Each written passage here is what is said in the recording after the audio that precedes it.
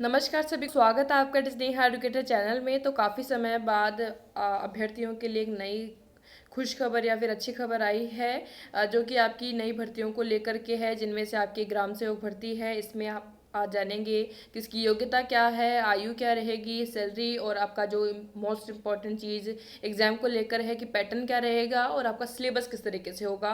और इससे पहले जो एक वीडियो आ चुका है उसमें आप देखेंगे जो आपका पूर्व प्रश्न पत्र जो आया था 2016 में, उसका पूरा हल प्रश्न पत्र आपको मिल जाएगा, जिससे कि आप लगा सकते हैं आइडिया कि किस तरीके से क्वेश्चन किस लेवल के फ्रेम होते हैं, और आपका जो कौन से टॉपिक से ज़्यादा क्वेश्चन पूछे जाते हैं उनको भी आप देख सकते हैं। बाकी डिटेल में जो है वो वीडियो है जिसमें आप देख सकते हैं कि एक क्वेश्चन से आपको नेक्स्ट आपके आने वाले एग्जाम में भी काफ़ी हेल्प मिलेगी, क्योंकि और भी चीज़ें डिस्कस की गई है। तो चलिए स्टार्ट करते हैं आज का जो हमारा टॉपिक पर पूरा डिस्कशन। तो ये है कि पात्रता एवं शैक्षणिक योग्यता है, और इसका आधार जो मैंने लिया है जब आपका 2016 में नोटिफिकेशन आया था तो उसमें जो पात्रता मांगी गई थी उसके अकॉर्डिंग है।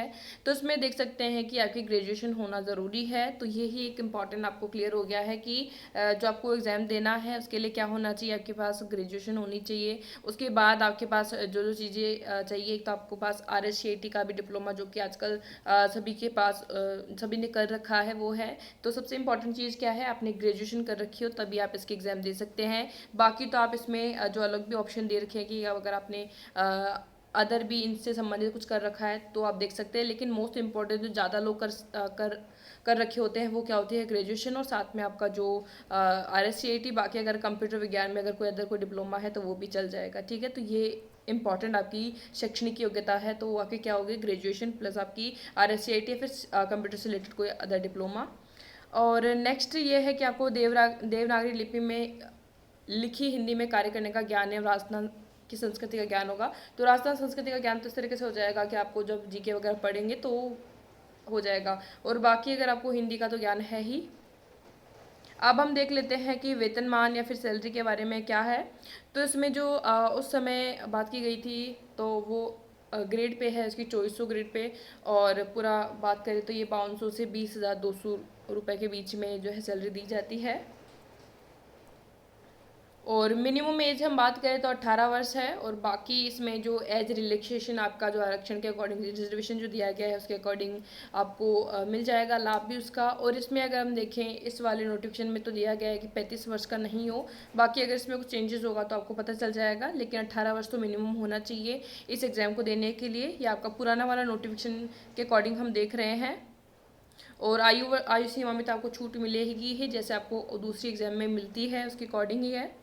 तो जैसे सामान्य वर्ग में महिलाओं अभ्यर्थियों को 5 वर्ष की छूट दी जाएगी, जैसे जैसे 35 वर्ष तक का तो 40 वर्ष तक। और अनुसूचित जाति जनजाति अन्य पिछड़ा वर्ग में अब पुरुष अभ्यर्थियों को जो राजस्थान के निवासी उनको 5 वर्ष की छूट और दी जाएगी, और अनुसूचित जाति जनजाति के हैं उनको 10 वर्ष की छूट दी जाएगी। अब हम देखते हैं इसका एग्ज़ाम पैटर्न या परीक्षा की स्कीम क्या है और इसका सिलेबस क्या है। तो पहले एग्ज़ाम एक कंबाइंड में हुई थी, 2-3 एग्ज़ाम थी, लेकिन अब इस बार ग्राम सेवक की है तो इसमें परीक्षा स्कीम आप देख सकते हैं। प्रश्न पत्र अधिकतम 100 अंकों का होगा, ठीक है। और प्रश्न पत्र की अवधि जो है 2 घंटे की होगी। और जैसे भी आपका जो अभी हमने सॉल्व किया था प्रश्न पत्र, तो उसमें क्वेश्चन कितने थे, 120 थे, तो आपने देखा होगा उसमें। और आपका जो नेगेटिव मार्किंग है वो ज़रूर होगी, तो 1/3 है इसमें। अगर आपका 3 क्वेश्चन गलत होते हैं तो आपका 1 नंबर कट जाएगा।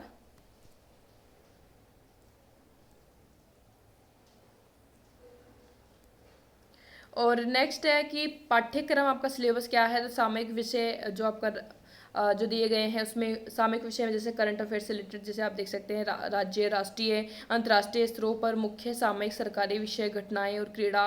और अगर आपको लगता है कि करंट अफेयर से रिलेटेड हम कहाँ से कवर करें, तो आपकी जो क्रोनोलॉजी की बुक आती है जो 15 रुपये के आसपास आती है, उसको आप डेली बेसिस डेली क्या जो हर मंथ आती है उसको आप ज़रूर पढ़ें। उसमें जो राजस्थान से रिलेटेड आता है उसमें काफ़ी कुछ अच्छा नॉलेज आपको मिल सकता है, चाहे आपको पटवारी में भी उसको हेल्प करेगी और ये आपकी ग्राम सेवक में भी जो हेल्प करने वाली है आपको।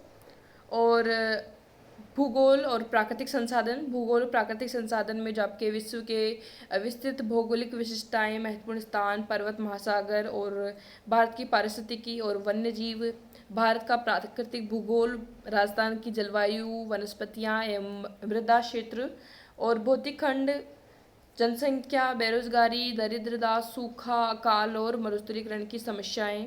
राजस्थान के प्राकृतिक संसाधन, खान एवं खनिज व वन भूमि, जल, पशु संसाधन, वन्य जीव संरक्षण, ये सभी आपको इस भूगोल में देखने को मिलेंगे। बाकी आपका भारत और राजस्थान के विशेष संदर्भ के साथ कृषि और आर्थिक विकास को लेकर के, और राजस्थान के खाद्य एवं वाणिज्य, फसल, कृषि आधारित उद्योग और मुख्य सिंचाई एवं नदी घाटी परियोजनाएं, और मरुस्थल एवं बंजर भूमि के विकास के लिए परियोजनाएं, वृहत उद्योग, जनजाति और उनकी अर्थव्यवस्था। नेक्स्ट आपकी इतिहास और संस्कृति, निम्नलिखित के निम्नलिखित के विशिष्ट संदर्भ के साथ भारत और राजस्थान के मुख्य स्मारक तथा साहित्यिक कृति, इतिहास और संस्कृति, जनजातियां और उनकी अर्थव्यवस्था, बोलियां, साहित्य, संगीत, नृत्य, रंगशाला, धार्मिक आस्था, संप्रदाय, संत, कवि, योद्धा, संत, लोक देवता। तो ये आपके जो इतिहास संस्कृति से संबंधित जो आपका सिलेबस है वही इसमें होगा।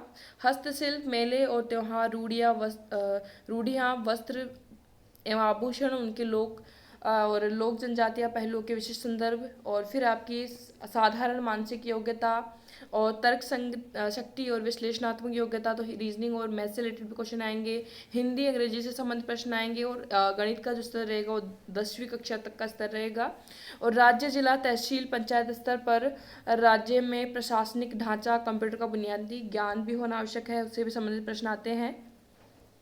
तो ये आपका सिलेबस है पूरा, और एग्जाम पैटर्न आपने देख लिया है। तो जैसे आपकी जो ये नोटिफिकेशन इसका जारी होगा उसके बाद नई नई गाइड्स तो आई जाएगी, लेकिन ये चीज़ें हैं कि अगर कोई टॉपिक है वो तो अलग से ये लाएंगे नहीं। जो टॉपिक आपके पहले से ही मौजूद हैं किताबों में, उनसे आप तैयारी कर सकते हैं। जो पहले से ही राजस्थान जीके की जो बुक्स हैं आपके पास, उनसे भी आप तैयारी शुरू कर सकते हैं। तो उनमें से बहुत सारे टॉपिक सारे ही आपको अपनी बुक्स में मिल जाएंगे। आप राजस्थान बोर्ड की बुक्स को भी प्रेफर कर सकते हैं, उनमें से भी आप अपना जो है अच्छी तैयारी शुरू कर पाएंगे। और वो आपको बुक्स ऑनलाइन भी अवेलेबल है, ऑफलाइन भी आप देख सकते हैं उनको। और जो रीजनिंग होती है उनका कहीं सिलेबस अलग अलग नहीं होता है, वही आपकी रीजनिंग तो एसएससी में भी वही आएगी, बाकी एग्जाम में भी वही आती है, कोई अलग नहीं होता। और मैथ्स को क्या ही कहेंगे, 10th तक की मैथ्स के लिए आप बुक या तो वो बुक ले लीजिए। बाकी अदर आप इजी लेवल से स्टार्ट करना चाहते हैं तो वो भी शुरू कर सकते हैं। अंग्रेजी और हिंदी के लिए जो आप कोई भी बुक ले सकते हैं ग्रामर की, साथ में आपकी हिंदी ग्रामर की बुक आती है, जो हिंदी व्याकरण की जो राजस्थान बोर्ड की भी आती है उसको भी आप ले लीजिए, एनसीईआरटी के ले लीजिए, तो उससे भी आपको काफ़ी हेल्प मिलेगी। अगर आरएससीआईटी आपने किया है तो आप इजीली कंप्यूटर का बुनियादी ज्ञान से रिलेटेड प्रश्न जो है उनको कर पाएंगे, और आप जितने ज़्यादा छोटे छोटे मॉक टेस्ट लगाएंगे तो भी आपको काफ़ी हेल्प मिलेगी। और ज़रूरी है कि आप जो इसका पहले जो पेपर आ चुका है 2016 में, उसका पूरा अच्छी तरीके से सॉल्व कर लीजिएगा, याद कर लीजिएगा, क्योंकि उसमें से भी हो सकता है कि 5 से 6 प्रश्न फिर से रिपीट हो। और आपको ये भी पता चल जाएगा कि हिंदी में भी अगर प्रश्न पूछे जाते हैं तो किस तरीके से और किस लेवल के पूछे जाते हैं, इंग्लिश के भी किस लेवल के पूछे जाते हैं, और हर एक सब्जेक्ट के आपको पता चल जाएगा। जैसे आपको पॉलिटी में भी कितने राज्यपाल से संबंधित क्वेश्चन कितने ज़्यादा पूछे गए थे, आर्टिकल्स को भी आपको याद रखना होगा। तो ये बाकी चीज़ें आपको पुराने जो प्रश्न पत्र है उनको सॉल्व करने से ही पता चलेगी। और बाकी जो एक पॉइंट हमने अभी तक डिस्कस नहीं किया है वो सभी के लिए कॉमन है, क्योंकि कोई भी एग्जाम अगर राजस्थान कर्मचारी चयन बोर्ड करवाता है तो उस पेपर में लगभग जो भी उसके मार्क्स हैं उनमें 40% अंक जो है लाना ज़रूरी है, तभी वो आगे जो है प्रेफर किया जाता है। ऐसा ज़रूरी नहीं है कि अगर 40% जो अगर से ऊपर जाएगी, कई बार 41 पर भी चल जाती है, लेकिन 40% लाना ज़रूरी है कि इतना तो होना ही चाहिए, तभी पता लग पाएगा कि हाँ इसमें इतने मार्क्स जो आपके लिए माने जाते हैं। तो न्यूनतम उत्तीर्णांक इसमें 40% तो है ही। और ये आपका ग्राम सेवा का पेपर था, तो इसमें आप देख सकते हैं कि टोटल क्वेश्चन कितने आए थे आपके 120, और टोटल मार्क्स का कितना था। तो ये आपके मार्क्स इसमें 100 में से देने थे। और तो आप देख सकते हैं कि एक क्वेश्चन लगभग 0.83 नंबर का था, ठीक है। और समय आपको जो उसमें दिया गया था 2 घंटे का ये था।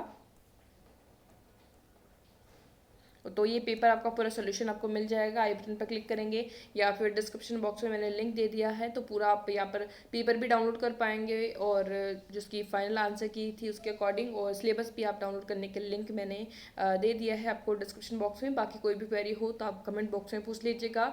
और जो टेलीग्राम का चैनल का लिंक है वो मैंने भी दे दिया है, वहाँ पर आपको टाइम टाइम जो भी पीडीएफ्स हैं राजस्थान जी के रिलेटेड वो भी मिलती रहती है। और अब तक जो आपके राजस्थान कर्मचारी चयन बोर्ड में पूछा गया है राजस्थान जी के, उन सभी के प्रश्न आपको एक ही वीडियो में, मेगा वीडियो में मिल जाएंगे। बाकी एक पूरी सीरीज है जिसमें आपको 2015 से लेकर 2019 तक के जितने भी पेपर है वो सारे एक ही प्लेलिस्ट में, जितने भी पेपर्स हैं अलग अलग हर एक वीडियो में सॉल्व हैं, तो उससे भी आपको ये जानकारी मिल पाएगी कितने क्वेश्चन बार बार रिपीट होते रहते हैं एक ही परीक्षा से रिलेटेड। सो आज के इस वीडियो में इतना ही। So thank you for watching. अगर वीडियो को लाइक करना है तो कर दीजिएगा, अच्छा लगा है तो, और सब्सक्राइब नहीं किया तो कर लीजिएगा, बेल आइकन प्रेस कर दीजिएगा ताकि कोई भी नई अपडेट है तो आपको सबसे पहले नोटिफिकेशन मिले। सो थैंक यू फॉर वॉचिंग।